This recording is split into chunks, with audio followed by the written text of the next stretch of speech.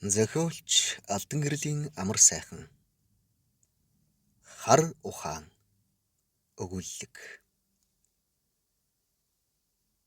Гэртээ гэрэл болж мэндлээд 6 хаврыг үдсэн болрын барьсан даавын тор чирэгдээд байх тул бяцхан гараа чилээн дээр өргөхөөс аргагүй. Торхон хөлийн алхаанд нь газар шалтай хорхгүй агаад бодхон бүр нүдэндээ асар их төгшөртэй. Араа соёон ярзааж арьсан атрин архирсан аюулт араатнаас амиа гартал айж яваа. Тэр бол доржгойн арслан гэгч бяруу шиг том нохой билээ. Туня муутай охин харган бутнаас зуурч бүдэрч өвдөглөн айхавтар гүнзгий гангыг чүү чамай гатлахтаа тороо аргагүй эрхэнд газраар чирлээ. Дүүнд 2 савтай халуун гэдэс бий. Шин шил гаргасан ч хотын чихэр ирсэн ч айл саахалтаа хувь түгээдэг заншлыг аав нь заавал дагдаг нь энэ. Болор зүрхээ дэлсүүлэн түгшсээр ганганы ирмэг рүү гарч ирвэл ашгүй зуудаг халдрыг саахалтын эзэгтэй бүтэд хорьсон харагдаж өөдсгөн жаахан охин өтөл буурал эмээ шиг шүүрс алдан урт амьсгаа авлаа. Арслан хэд хэдэн хүн ноцож хэл ам тарж эздээ хашраасан тул хуцмагц гарч хордог болоод буйн таатай. Хоёр айлд хувь хүргэж чихрээр шагнуулж магнай тэнийж санаа амарсан охин харихаар буцав. Гэвч эрт тайвширсан байж.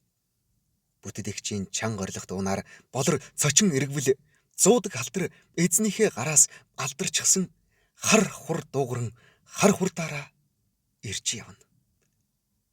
Доржгой арслан бол гэх өндөр дуу хадаан ухс хийсэн ч гүйцэн гэх биш. Өөрийн ухаангүй нааш зугтсан хариугүй жаахан охины боривноос бүдүүн халдар нохой зуугаад хурц соёогоо ахиулан сэгсчиж унгаж чарлуулж даамаа хэмхэж амжсан хойно л салгаж чадлаа. Хэдэн сарын дараа суманд болсон шүүх хуралд балжир охины торхон биед 27 соёо шигтгэж гарын хугартал нотсон халдар нохойн эзнийг биш болрын аавыг буруутнаар татан хэлэлцэв. Хаврын хавсарга зуны наранд онгож харалсан царай нь хүрлээж хөлсөн булаг мэт урсах аавыгаа охин гэнтхэн өрөвдлөө. Хүүхдийн төвийн эгч дөнгөж 6 охиноо араатны өмнөөс хэнэгчгүй явуулдаг хэрцгий эцэг хэмээн ухуулж байгаа учраас муу хүн гэж итгэжгээд байсан юм. Хөрхи аав нь хөлсөө шудраад Монгол хар ухааныг хар ухаанаар шүүн гэдэгчтэй хэмээн зоригтой хэлсэн. Үүний дараа улсын яллагчийн асуултад аав намайг саахалт айл руу байсгээд явуулдаг гэх хариулт өгснөөрөө төрсөн эцгээсээ үрд хагацх үг алдсан гэдгээ гинэн охин мэдээгүй. Хүүхдийн эрхийн хорооны дарга хотын ганган авгай араатанч зулцгаа хайрладаг. Энэ эцэг амтнаас ч 7 дор гэж эгдүүцлээ барьж ядан хэлэхэд цугласан олон зуудаг нохой биш. Аав нь охиноо ноцчихсан мэт хорсол зэвүүтэй харцаар цоргисон. Шүүх эцэг байх эрхийг хасах шийдвэр гаргахад "Цэвөө, ийм хүний оронцог ямар нүрээрээ нэлх охины эцэг гэж явах вэ?" хэмээн хүмүүсийн зэвүүцэх дуу. Хамгаас хайртай хүнээсээ салхна гэж айсан охины чихийг дэлссэн.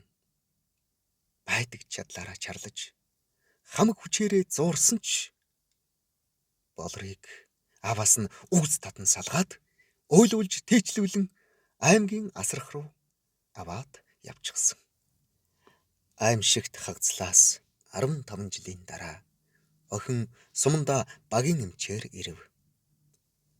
Баян богдуулаа харахаар эцгийн энгэр шиг санагдаж сэтгэл уймраад хээр ганцаараа уйлчихна. Харин багийн чин унаа хоёр дугуйтаа жолоодон нэраагаан эргэж хөгшчүүлээ үзэж завгүй явхаар хамаг гуньгаа мартдаг. Ага хөгшний даралтыг үзэж суутал нохой хуцаж зэлнээс эзэгтийн дуу хатаад явчихлаа. Ухсхийн гарцгаавал 5-6 насны бүжин шиг бүлтгэр охин айсан нүдтэйч явган суучихсан шороо цацж уурсан араатан халдаж эс чадан боргож харагдана. Ага чанга хашгиран чулуу шүүрч банхраа гасалт цохин хөөгөөд охиныг тэрч авмагц. Зуудаг нохойноос зугтаж болдоггүй юм. Явган суугаад шороо цацгаар халдаж чаддаггүй хэмээн аав нь саахалт айл руу явуулах тоолондоо хэлдэг байсныг болор санджглаа. Ханиа алдсан дээрээ ганц охиндоо эцэг байх эрхгүй болсон эвий аав нь гундаж гутарсаар 40 наснда өөд болчихсон юм. Бүсгүй дуудлагаас буцахдаа нулимсаа гол мөрөн мэт асгаруулж үг сургуулийн дагаагүй учраас л би хөөрхий түүнийгээ эрт буцаачхаж гэхээс хязгаар хэрхэггүй харавсав. Унаага таг хийтэл унтрааж хэвтээ хаяад эзгүй талд ганцаар суугаад цөрхөртөл уйллаа. 5 жил багийн эмчээр ажиллаад дал цогсон бүсгүй ханийхаа үгийг сонссонгүй. Тэнгэр удахгүй муудахна.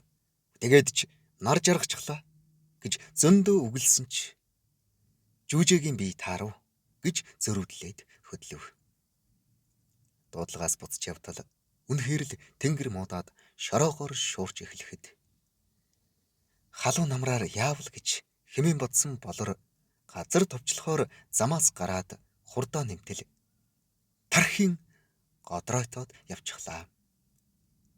Сэргмэгцээ харанхуй болж шуурга намжилсныг мэдэж ийм удчихлаа гэж юу хэмээн гайхав. Толгой янгнэж буйг мэдрээд өндих гэтэл шагаагаар нүд харанхуйлт хатгах нь гэмтсэн бололтой. Арайхийн өндивл ургаа чулуу мөргснөөс хайшин дугуй бяцарсан цааш унаатаа явна гэж саналтгүй болжээ.